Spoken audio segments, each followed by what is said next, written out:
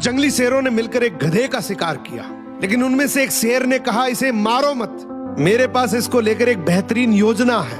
उस योजना के तहत शेरों ने गधे को अपने साथ रखा, उसकी देखभाल करके उसका विश्वास जीत लिया।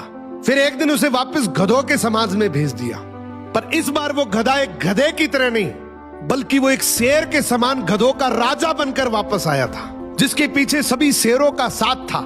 इसलिए बाकी सारे गधे इससे डरने लगे और उसके खिलाफ बोलने से कतराने लगे।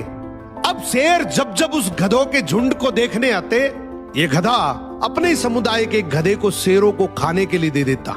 ये गधा गधों के बीच तो एक शेर जितना ताकतवर बन गया था, लेकिन शेरों के बीच वो अब भी एक गधा ही था। ये अपने जैसों पर तो राज करता था, लेकिन ये एक ऐसी ताकत से जुड़ा हुआ था जिससे वो बचकर भाग नहीं सकता था। इसने हजारों मासूम गधों की कुर्बानी दी, सिर्फ ये सोचकर कि इससे मैं और ज्यादा ताकतवर बन जाऊंगा। एक दिन ऐसा आया कि सभी गधों ने एकजुट होकर उसका विरोध किया और ये ठान लिया कि इस बार शेर जब भी शिकार करने के लिए आएंगे तो हम में से कोई नहीं जाएगा, चाहे उसका परिणाम कुछ भी हो। अगले दिन जब शेर आए तो ये गधा अकेला ही खड़ा था, इसके पास कोई दूसरा झुंड नहीं था। तो गधे ने शेरों से विनम्रता से कहा कि देखो साहब, मेरा खौफ अब खत्म हो गया, मेरी कोई बात नहीं मान रहा अब। तो शेरों ने डिसाइड किया कि चलो अब तू किसी काम का नहीं है तो तू ही साथ चल ले, आज का हमारा भोजन तू ही बनेगा।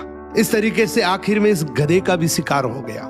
हर समाज के अंदर एक ऐसा गधा जरूर होता है जो अपने लालच के लिए, अपनी ताकत बढ़ाने के लिए अपने ही समाज को दांव पर लगा देता है।